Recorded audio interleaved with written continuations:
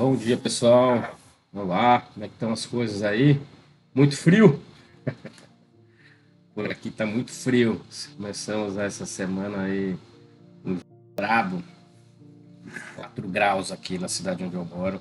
Hoje tá um pouco, ontem, né? Hoje tá um pouco mais ameno. Mas vamos em frente que a vida não vai parar, né? Vamos lá. Bom, hoje a gente tá dia de transmissão, né? Dia de leitura, dia de estudo. Eu fiz uma pequena mudança de planos aqui e a gente está na rotina da leitura da Bíblia Peshita na segunda, né? E na sexta-feira do Livro dos Espíritos. A minha ideia é iniciar a leitura de um terceiro livro, mas que eu vou colocar na quarta-feira, que seria hoje, né? Mas como a gente começou a ler o Livro dos Espíritos agora em agosto, eu vou fazer o seguinte: eu vou deixar para começar esse novo livro em setembro. E assim a gente começa um livro por mês e a gente usa a quarta-feira para dar uma avançada na Bíblia Peshita, tá bom? Eu quero finalizar o capítulo do livro de Gênesis, então assim é bom a gente dar um foco no Gênesis. Clima digital tá com calor aí? Imagino, né? Fortaleza, a coisa é um pouco mais quente. Bom dia, Disney, tudo bem? Obrigado aí pela presença. Então, então eu vou fazer isso, entendeu? Eu vou pegar esse mês de agosto, eu vou deixar a segunda e a quarta para a Bíblia Peshita, assim a gente dá uma avançada no livro de Gênesis, e a sexta para o livro dos Espíritos. E aí, a partir de setembro, a gente entra com um novo livro na quarta-feira. Então, fica a segunda, a Peshita, quarta, o novo livro, e na sexta-feira, o livro dos Espíritos. Tá bom? O novo livro é um livro que fala sobre vibração, frequência e tal. Pois aí, quando começar, eu trago mais informações. Então é isso. Então a gente hoje vai dar continuidade no livro de Gênesis, da Bíblia Peshita. Vamos lá. Queria dar aqueles recadinhos, né? Daqueles recadinhos que a gente sempre dá aí no comecinho das lives, das transmissões. Esses são os nossos canais: Conexões e Crenças no YouTube, Conexões e Crenças no Instagram. Então a gente faz a transmissão aqui, ao vivo na Twitch. Depois eu subo os vídeos no vídeo do YouTube. E a gente faz a equipe da Clima Digital que nos dá o suporte, né? Faz os cortes, prepara tal e sobe no Instagram também. Então acompanha a gente, né? Clica lá no canal, siga o canal Conexões e Crenças no YouTube, compartilhe, clique no sininho, dê o seu joinha, que sempre é bom aí no engajamento. Também nos siga no Instagram, que é legal, compartilhe com as pessoas que vocês acham que possam ter interesse. E também não deixe de seguir a Clima Digital, que é nosso parceiro, que dá todo esse suporte para nós aqui, nessa, nesse projeto, né, da configuração das páginas, do site, do blog, enfim. Faz toda essa parte de bastidores aí comigo, né? Enquanto eu passo frio, ele passa calor, mas faz parte da geografia do nosso planeta, né? E vamos nessa, galera. Vamos lá, vai, vamos voltar aqui à leitura. A gente está no capítulo 36. É bem interessante, né? Tava até comentando com a minha esposa esses dias, né? Apesar de ser já ter estudado a respeito do Evangelho, né? Fiz cursos dentro da doutrina espírita de aprendizes do Evangelho e também fiz minha formação dentro do catolicismo, fiz primeira comunhão, fiz catecismo, todas aquelas coisas, né? Essa formação, eu nunca tinha lido a Bíblia de cabo a rabo, né? Inteira. Claro que eu estou bem no comecinho ainda, né? Mas a proposta é a gente ler a Bíblia inteira. E é interessante quando a gente tem essa oportunidade para parar e ler ela inteira, né? Tem trazido grandes aprendizados assim para mim, né? Espero que para vocês também. Então a gente está no livro de Gênesis, no capítulo 36 do livro de Gênesis. Vamos lá, sequência lá. Esse capítulo fala sobre a descendência de Esaú. Então, estes foram os descendentes de Esaú, né? Esaú tomou suas mulheres das filhas de Canaã, a Ada, filha de Elon, o Hitita, e a Alibana, filha de Aná, filho de Sebeon, e o Herveu. E a Bazemate, filha de Ismael, irmão de Neviote. Ada deu à luz a Elifaz, filho de Esaú, e Bazemate gerou Reuel. E Alibama gerou a Yasho, a Yalã e Coré. Estes são os filhos que nasceram para Esaú na terra de Canaã. Eu sempre gosto de pegar a Bíblia Nova Jerusalém, Bíblia de Jerusalém, para comparar os nomes, né? Lembra que a gente sempre faz essas paradinhas? Então, vamos lá, que fala aqui, ó, os filhos de Esaú. Esaú, mulher de Canaã, Ada, filha de Elon, o Eteu, Olibama, filha de Anã, filho de Sebeon, o Orreu. Bazemate, filha de Ismael, a irmã de Naboite. Ada gerou Esaú, Elifax, Bazemate gerou Rauel. Olibama gerou Jeú, Jalã e Coré. Esses são os filhos de Esaú que lhe nasceram na terra de Canaã. São muito parecidos os mapas. Então tomou Esaú as suas mulheres, seus filhos, suas filhas e todas as pessoas da sua casa, todo o seu gado, todos os seus animais e todos os seus bens que adquiriu na terra de Canaã, e foi para a terra de Seir, apartando-se de Jacó, seu irmão. Já que havia se multiplicado tanto os seus bens que não podiam viver juntos, e a terra que habitavam era insuficiente para suportá-los por causa de seus bens. Habitou, pois, Esaú no monte Seir, isso é, Edom. Estas são as gerações de Esaú, pai dos Edomeus, na região montanhosa de Seir. Estes são os nomes dos filhos de Esaú: Elifax, filho de Ada, mulher de Esaú, e Reuel, filho de Bazemate, mulher de Esaú. Os filhos de Elifax foram Taimã, Omar, Zefô, Gaetã e Cãs. Tamná era concubina de Elifax, filho de Esaú, e ela deu a Elifax um filho que foi Malique. Estes foram os filhos de Ada, mulher de Esaú. E estes são os filhos de Reuel: Nahat, Zerá, Chamá e Masa. Estes foram os filhos de Bazemate, mulher de Esaú. Alibama, mulher de Esaú, filha de Aná, filho de Sebeon, deu à luz para Esaú estes filhos: Yaosh, Yalã e Coré. Estes foram os chefes dentre os filhos de Esaú. Dos filhos de Elifax, o primogênito de Esaú, o chefe Taimã, o chefe Omar, o chefe Zefó, o chefe Cãs, o chefe Gaetã, o chefe Coré e o chefe Malique. Estes foram os chefes de Elifax na terra de Edom. Estes foram os descendentes de Ada.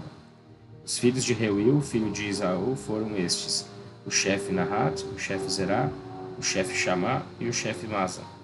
Estes foram os chefes de Reuel na região de Edom. Estes foram os filhos de Bazemate, mulher de Esaú.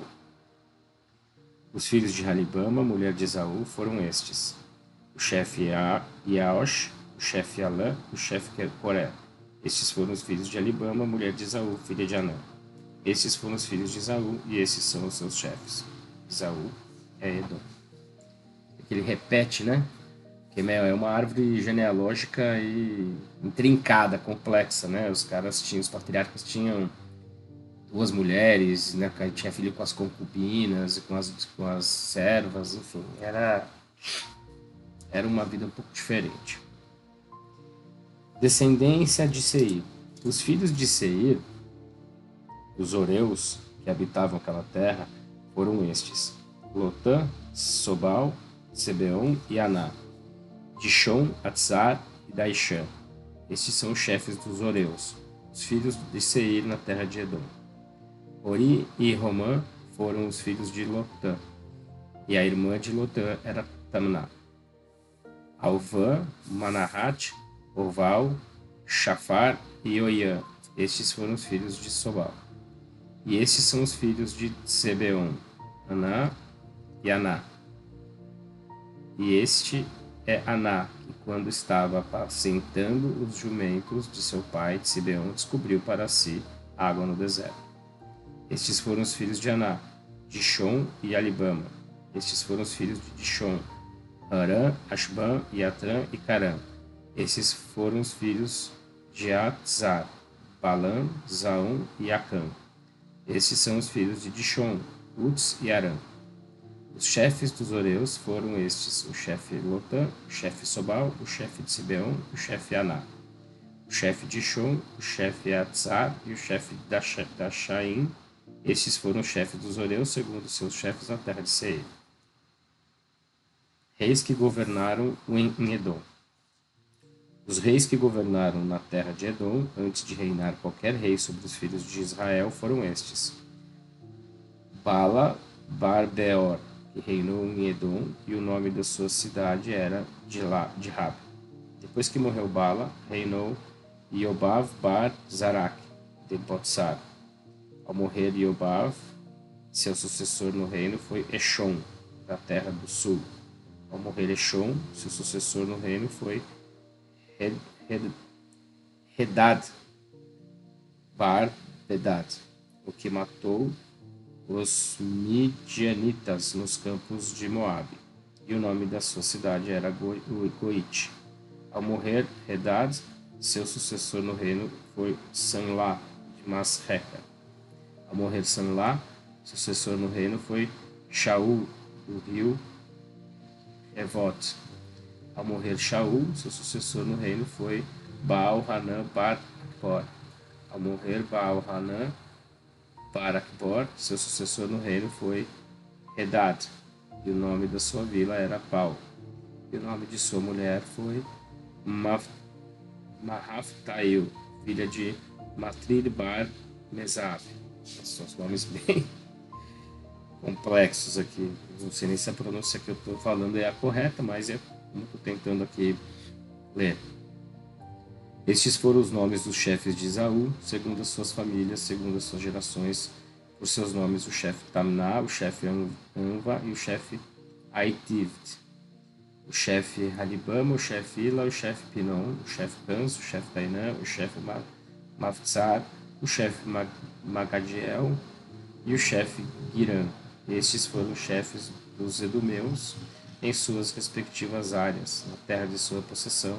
Este foi Esaú, pai dos edomeus. Então, aqui no capítulo 36, ele fala da descendência de Esaú. Né? Bastante nomes aqui, muitos filhos e muita descendência. No capítulo 37, ele volta aqui para a família do Jacó, né? Que é o irmão de Esaú. Ele vai falar sobre José e seus irmãos.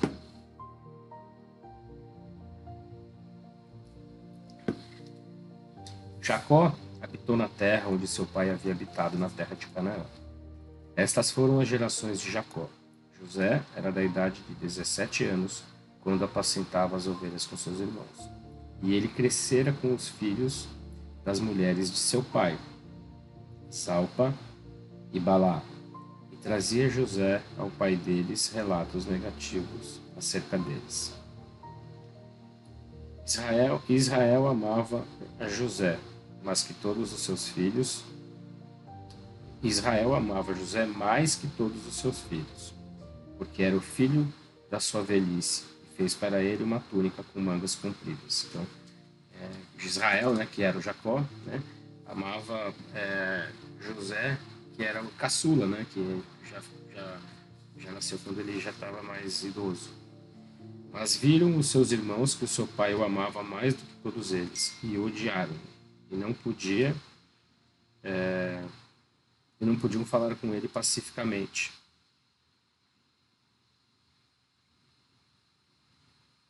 Então, os irmãos já não gostavam muito dele porque tinham ciúmes, né? Sucedeu que teve José um sonho, mas ao contá-lo a seus irmãos, odiaram-no ainda mais. Mas ele lhes disse: Escutai este sonho que tive. Eis que nós andávamos no meio do campo, atando feixes, e eis que se levantou o meu feixe, ficando suspenso. E olhei que os vossos feixes o rodeavam e se inclinavam ao meu feixe. Então disseram a ele seus irmãos: Acaso tu reinarás sobre nós? Ou terás autoridade sobre nós? E o odiaram ainda mais devido a seus sonhos e devido às suas palavras. E teve ainda outro sonho, e ao contá-lo a seus irmãos, disse-lhes: Eis que voltei a ter um sonho, e olhei para o sol, a lua, e 11 estrelas se inclinavam a mim. Ao contá-lo a seu pai e seus irmãos, seu pai o repreendeu, dizendo a ele: Que sonho é este que tiveste? Acontecerá que viremos eu e tua mãe e teus irmãos a nos inclinar a ti em terra? E seus irmãos lhe tinham inveja, mas seu pai guardava estas coisas. Os irmãos de José foram a Shequim para apacentar as ovelhas de seu pai. Então disse Israel a José: Eis que teus irmãos apacentam as ovelhas em Shequim. Eu te enviarei a eles. E José lhe respondeu: Eis-me aqui. Depois seu pai disse a ele: Vai, vê como estão os teus irmãos e como estão as ovelhas e me traga a resposta. E o enviou Jacó desde o vale de Hebrom, e ele foi a Shequim. E quando andava perdido no campo, achou um homem e perguntou o homem a ele, dizendo: O que tu buscas? Então ele lhe respondeu: A meus irmãos eu busco. Eu te rogo que me mostres onde eles apacentam as ovelhas. E disse a ele o homem: Partiram daqui, mas os ouvi dizer: Iremos a Dotã. Em seguida foi José atrás de seus irmãos e achou-os em Dotã. Quando eles ouviram de longe, antes que chegasse a eles, tramaram contra ele para matá-lo. E disseram uns aos outros: Eis que vem o sonhador. Vinde, matemo-lo e o lançaremos num dos poços. Depois diremos: Uma fera o devorou, e veremos o que são os seus sonhos. Mas Robi, ao ouvir isso, livrou das suas mãos, porque disse a eles: Não o mataremos. Também disse a eles Robi: Não derramarei sangue. Jogai-o nesse poço, que está no deserto, mas não levantareis a mão contra ele. Isto dizia para livrá-lo das suas mãos e o devolver a seu pai. E quando chegou José a seus irmãos, fizeram-no despojar da túnica com mangas compridas que ele vestia, e carregaram-no depois, lançando-o no poço. E não havia água no poço, estava vazio. Irmãos, bacana, né? Depois assentaram para comer pão, e ao levantar os olhos viram, e eis que uma companhia de árabes vinha de Gileade com seus camelos carregados de resina, bálsamo e madeira de carvalho, que eles levavam para o Egito. Então disse Yehudá a seus irmãos: Qual o proveito de matarmos o nosso irmão e ocultarmos o seu sangue? Vinde, nós o venderemos aos árabes, e a nossa mão não estará contra ele, porque ele é nosso irmão e nossa carne. E os seus irmãos estiveram de acordo. Então passaram os mercadores midianitas e ergueram a José do poço.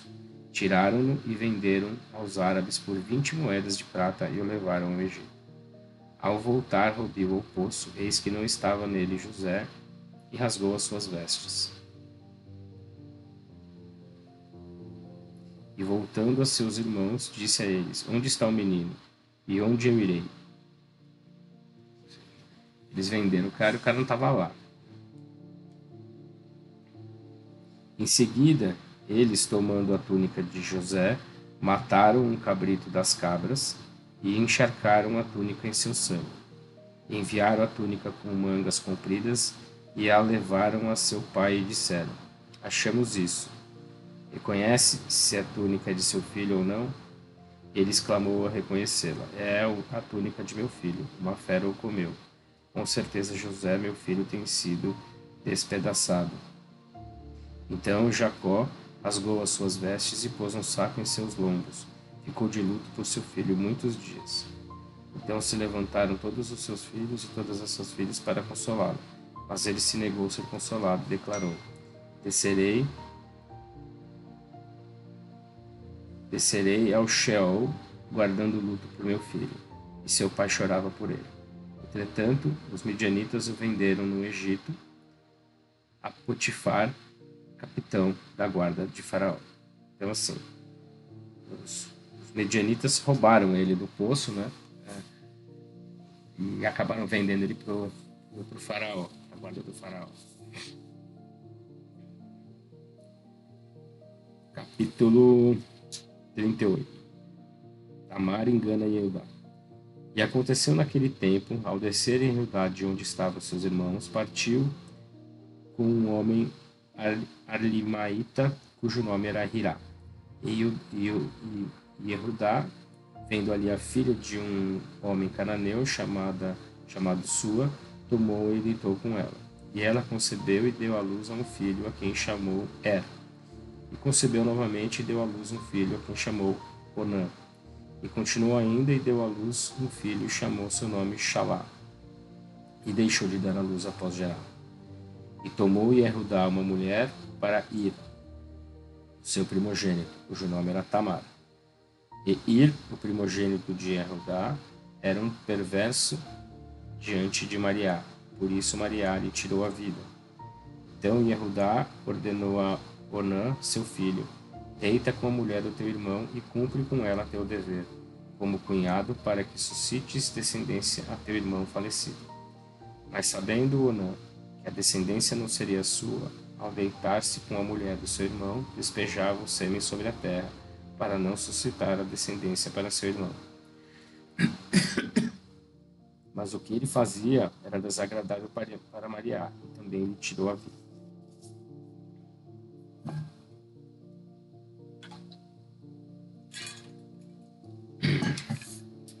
Então disse Yehudá a Tamar, sua nora: permanece na viuvez na casa de teu pai, até que cresça Shilá, meu filho, porque disse, para que não perca também ele a vida como seus irmãos.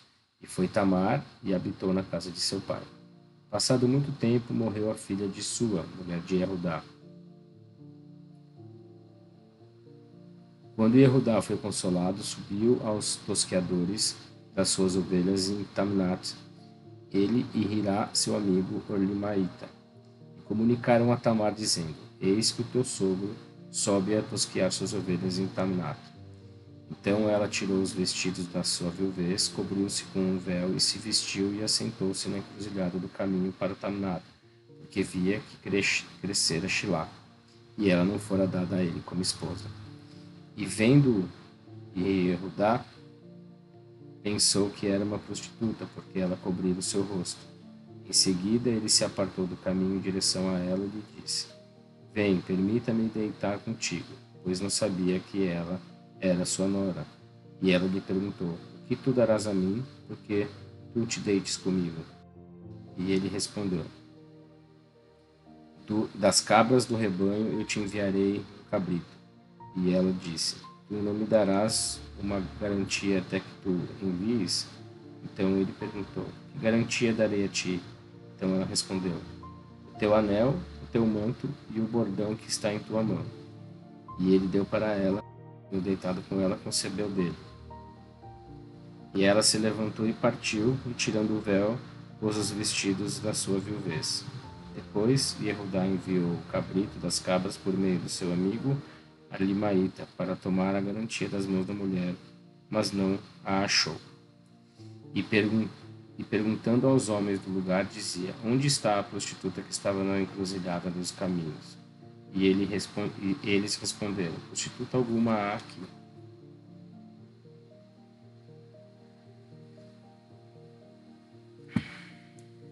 Então disse Yehudá: que tome para si, para que eu não seja objeto de escárnio. Eis que enviarei este cabrito, e tu não o achaste. Aconteceu 3 meses depois que informaram Yehudá, dizendo: Tamar, sua nora, fornicou, e eis que por causa dessa fornicação está grávida. Então disse Yehudá: façam-na sair, e seja queimada. Mas quando eles tiraram-na, ela mandou dizer a seu sogro: estou grávida do homem de quem são estas coisas. E ela acrescentou: reconhece de quem são estes o anel e o cordão? Ao reconhecê-los, disse Yehudá: mais justa é ela do que eu, porque eu não a entreguei a Shilá, meu filho, e não voltou a ter relações íntimas com ela. Sucedeu, ao tempo de dar à luz, eis que havia gêmeos em seu ventre. Aconteceu também, enquanto ela dava à luz, um deles tirou a mão, e a parteira tomou um fio escarlate e o amarrou em sua mão, dizendo: este saiu primeiro. Mas o menino retirou a mão, e depois saiu o seu irmão. Então disse a parteira: que brecha abriste. Por isso chamou o seu nome Paretes. Depois saiu seu irmão, em cuja mão estava o fio escarlate, e chamou o seu nome Zaré. Nossa, que interessante, né? Um irmão tirou o braço do parto, a parteira foi lá e amarrou um fio no braço do menino. Aí ele recolheu. Aí nasceu o outro. Depois nasceu o do braço. Quer dizer, quem que era o primogênito, né? O que saiu inteiro ou o que tirou só o braço? Histórias interessantes.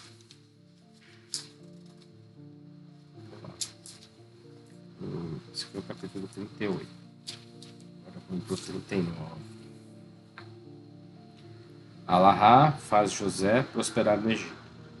Quando José foi levado ao Egito pelos midianitas, Potifar, capitão da guarda do faraó, homem egípcio, comprou da mão dos árabes que o levaram para lá. E estava Maria com José, e ele chegou a ser um homem próspero na casa de seu amo egípcio.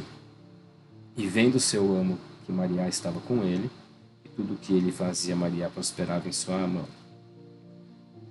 José achou favor aos seus olhos e servia-o, e ele deu a ele autoridade para a sua casa, e tudo o que possuía ele colocou em suas mãos. E aconteceu que, desde o tempo que o egípcio lhe deu autoridade sobre sua casa e sobre tudo o que possuía, bendisse Maria a sua casa por causa de José. E a bênção de Maria estava sobre tudo o que tinha na casa e no campo. E deixou tudo o que possuía nas mãos de José, de tal modo que não se preocupava com nada que estivesse com ele, mas somente o pão que comia. E José era de aspecto agradável e muito bonito. Depois dessas coisas, aconteceu que a mulher de seu amo pôs os seus olhos sobre José e disse a ele: deita comigo. Nossa, mas é um...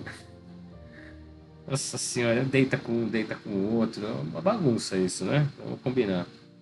Mas ele, recusando, respondeu à mulher do seu amo: eis que o meu senhor não se preocupa com suas posses que estão comigo em sua casa, e tudo o que possui tem posto sob meu cuidado. Não é maior nesta casa do que eu, e não me restringe coisa alguma, senão a ti, que tu és sua mulher. Como eu poderia cometer tamanha maldade e pecar contra Alahá? Todo dia ela insistia, mas ele não consentia em dormir com ela, nem a estar junto dela.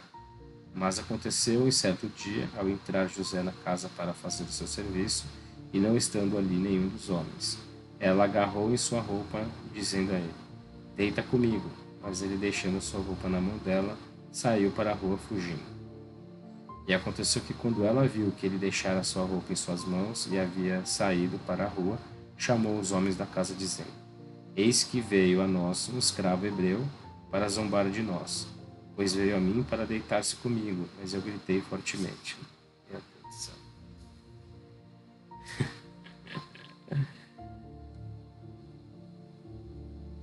E quando ele ouviu que eu alçava a minha voz, gritava, abandonando a sua roupa em minhas mãos, saiu para a rua fugindo.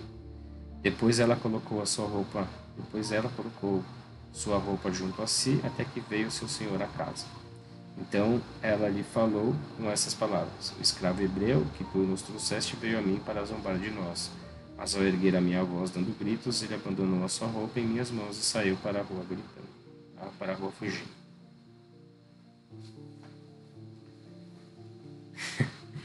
É um jogo de intrigas, né? Parece uma novela isso. Sucedeu que quando ouviu o seu amo as palavras de sua mulher, que lhe disse, conforme estas mesmas palavras me fez, teu servo, acendeu-se a sua ira. Então o carregou o seu amo e o colocou na prisão, no lugar onde estavam encarcerados os presos do rei, e ali permaneceu no cárcere. Mas Maria estava com José, e estendendo sua misericórdia sobre ele, deu-lhe graça aos olhos do chefe da prisão. E o chefe da prisão confiou a todos os prisioneiros que estavam encarcerados nas mãos de José, e ele era o responsável de tudo que faziam ali. O chefe da prisão não supervisionava coisa alguma que estava em seu encargo, pois Maria estava com ele, e tudo que ele fazia era prosperar por Maria. Capítulo 40.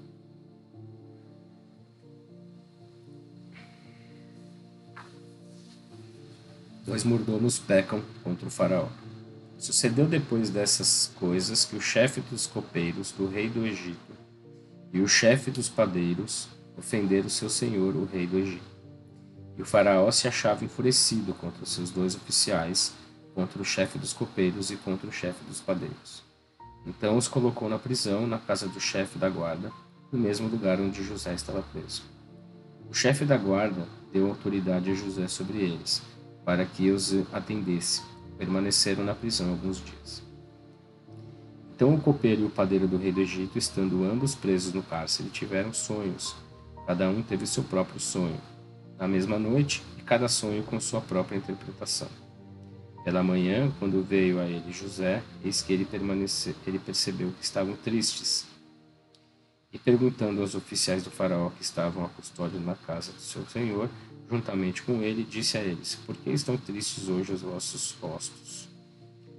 Respondendo eles, disseram: Um sonho tivemos, mas não há quem o interprete. Então disse a eles José: Eis que a Allahá pertencem as interpretações, contai a mim. E o chefe dos copeiros contou o seu sonho para José, dizendo a ele: Olhei em meu sonho, e eis que havia uma vide diante de mim. E a vide tinha 3 ramos. Ao brotar seu broto, cresceram suas folhas. Seus cachos amadureceram e produziram uvas. Estavam na minha mão o copo de Faraó, e eu tomava as uvas e as espremia no copo de Faraó. Depois colocava o copo nas mãos de Faraó. Em seguida disse ele a José: Esta é a interpretação do teu sonho. Os 3 ramos são 3 dias. E após 3 dias se lembrará Faraó de ti, e te fará retornar ao teu posto. Porás o copo do Faraó na sua mão, como costumava fazer antes, quando tu eras seu copeiro. Eu te suplico somente que te lembres de mim, quando ele te fizer o bem, e me faças justiça e bondade, fazendo menção de mim diante de Faraó, para que me tire desta prisão. Porque em verdade fui tirado à força da terra dos hebreus, e também aqui nada tenho feito para que me pusessem na prisão.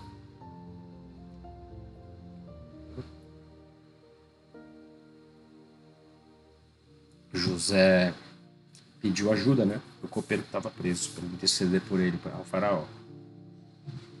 E vendo o chefe dos padeiros que a interpretação era favorável, disse a José: Também eu tive um sonho e vi que sobre a minha cabeça havia 3 cestos de pão branco. E no cesto mais alto havia de todas as comidas para o faraó, feito por um padeiro. Mas do cesto que estava sobre minha cabeça, a ave os comia. E respondendo José, disse: Esta é a interpretação do teu sonho. Os 3 cestos são 3 dias, e após os 3 dias tomará Faraó a tua cabeça de ti, pois te pendurará sobre uma árvore, e as aves comerão a tua carne. Ô louco.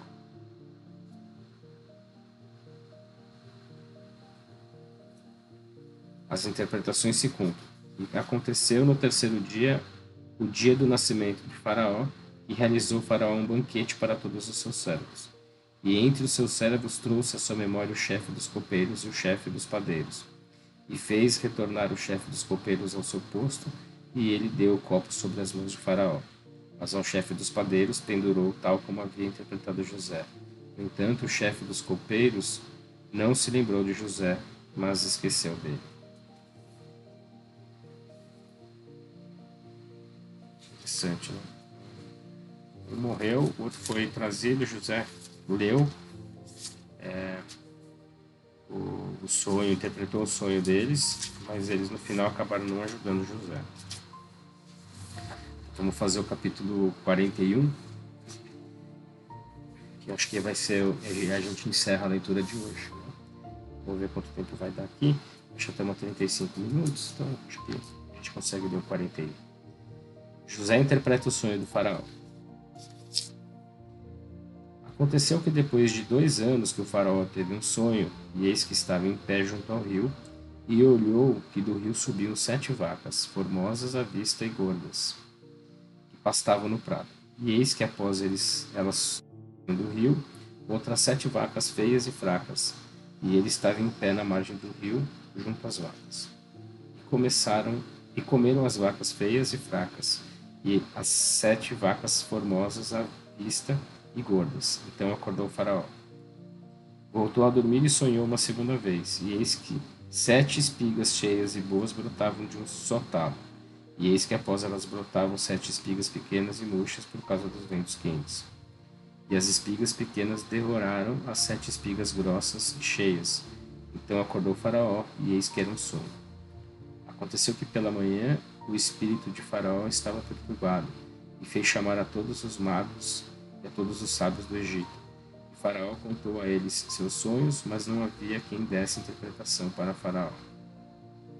Então o chefe dos copeiros, falando diante do faraó, disse: Agora recordo minha falta. Quando o faraó estava furioso contra seus servos, fomos postos na prisão na casa do chefe da guarda, e o chefe dos padeiros, eu e o chefe dos padeiros. E na mesma noite eu e ele tivemos um sonho, e cada um sonhou conforme a interpretação do seu sonho. E estava ali conosco um jovem hebreu, servo do chefe da guarda, a quem contamos nossos sonhos, e ele nos deu sua interpretação. A cada um deu a interpretação de acordo com o seu sonho. E como ele nos havia interpretado, assim sucedeu conosco. A mim voltei ao seu cargo, e a ele penduraram. Em seguida, Faraó mandou chamar José, e o fizeram sair do cárcere, e depois se barbeou e trocou suas vestes e veio à presença do faraó. Então disse Faraó a José: Eis que tive um sonho, e não há quem o interprete. E me informaram a teu respeito que tu escutas um sonho e tu interpretas. Respondeu José ao Faraó. A exceção que ela respondesse bem a Faraó, teria acaso boas notícias? Então disse Faraó a José: No meu sonho, eis que estava eu em pé sobre a margem do rio, e eis que 7 vacas gordas e formosas à vista subiam do rio e pastavam no prado. Mas eis que após estas subiam outras 7 vacas fracas, feias e muito debilitadas, e eu não tenho visto em toda a terra do Egito vacas tão feias como estas. Depois essas vacas fracas e feias devoravam as 7 primeiras vacas gordas. E quando as devoraram, não se notava que haviam entrado nelas, pois o seu aspecto era tão feio como no princípio. E então despertei. E eis que novamente vi em meu sonho 7 espigas cheias e boas que brotavam de um só talo. E eis que 7 espigas pequenas e murchas pelo vento quente brotavam após aquelas.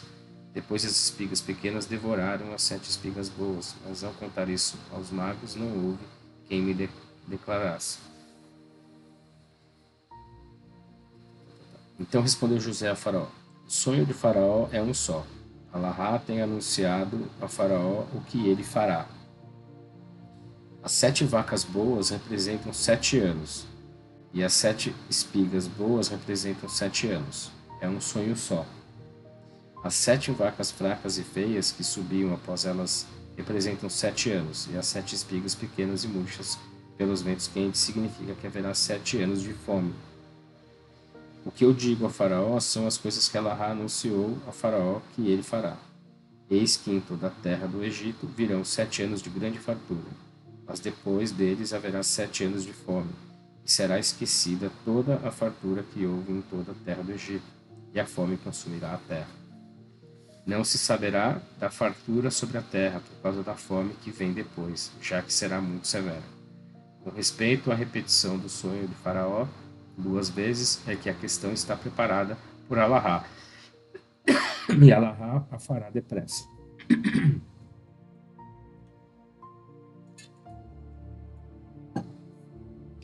Proveja agora o Faraó, um homem sábio e capaz, e o coloque a cargo da terra do Egito.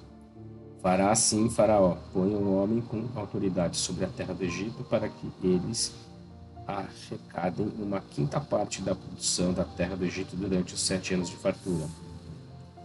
E que eles ajuntem todos os produtos daqueles anos bons que virão e amontoarão os produtos debaixo do poder de Faraó, que armazenem os produtos das cidades.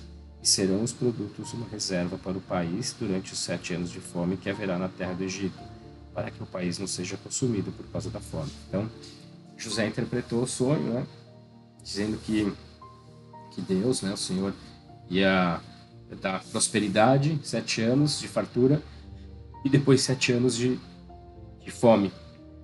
Então, que ele deveria designar uma pessoa para fazer uma provisão com a produção do período de prosperidade, para que no momento da fome eles tivessem condições de se sustentar, né, naquele período de 7 anos de fome.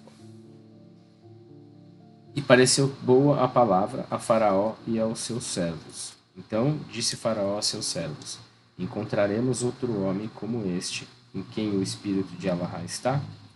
Então disse Faraó a José: depois que Alahá te fez saber tudo isso, ninguém há que seja tão sábio e capaz como tu.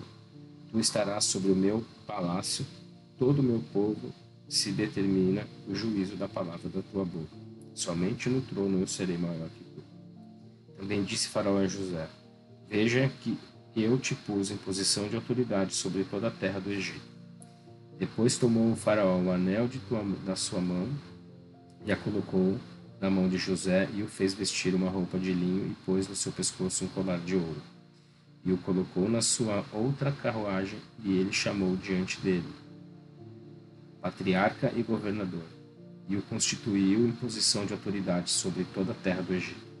Em seguida disse Faraó a José: eu, o Faraó, tenho dado a ordem que ninguém levantará a sua mão ou seu pé em toda a terra do Egito sem teu consentimento. Depois Faraó chamou o nome de José Zafenat Paneha, porque a ele as coisas ocultas eram reveladas. Deu a ele por mulher a Assit, a filha de Potifera, sacerdote de On. E saía José a percorrer toda a terra do Egito. Quando José era da idade de 30 anos, se apresentou diante do Faraó, rei do Egito. E quando saiu José da presença do Faraó, percorreu toda a terra do Egito. Então, o Faraó fez José rei do Egito, né? O governador só tinha o Faraó acima dele. Deu todo esse poder a ele.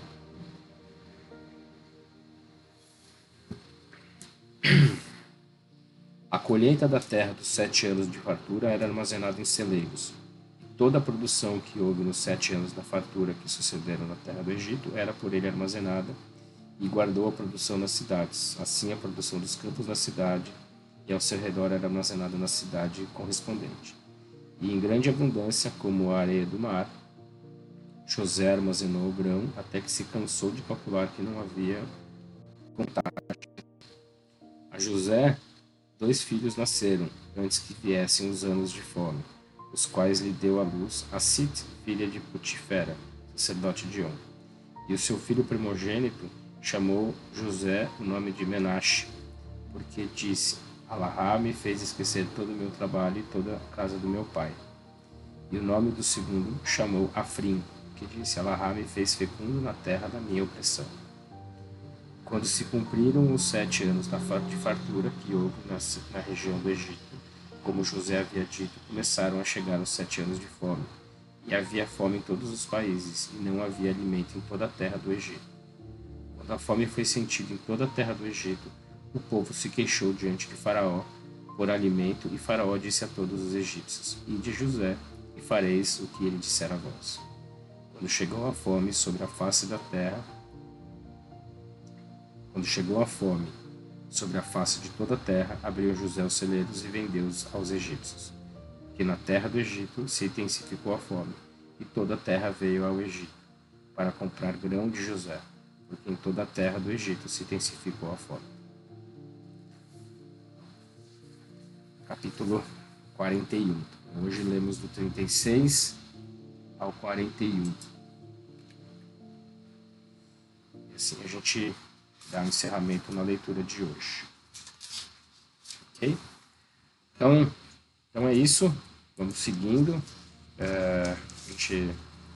Na semana que vem a gente deve conseguir concluir a leitura da Gênesis, né? São 50 capítulos. Semana que vem começa o 42, né? Então, mais 2 dias na semana que vem, acredito que a gente consiga terminar a Gênesis. E vamos em frente. Espero que vocês esteja sendo interessante. Deixa seus comentários aí, né? Deixa seu joinha, compartilhe, sigam o Clima Digital e divulguem, ajudem a divulgar aqui se vocês acham interessante e tragam sugestões aí de assuntos, de temas que a gente possa criar mais conteúdo, fazer lives, fazer bate-papo, às vezes, eventualmente, se a gente quiser fazer uma live de conversas, de trocas, estamos abertos, tá bom? Uma ótima quarta-feira a todos e na sexta-feira estamos juntos novamente. Um grande abraço, valeu, tchau, tchau.